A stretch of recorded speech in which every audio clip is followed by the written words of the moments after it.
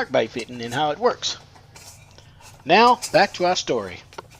A little over $1,000, and I'm a little shy of that. Is there any way that I could go into this wall and rebuild this shower without?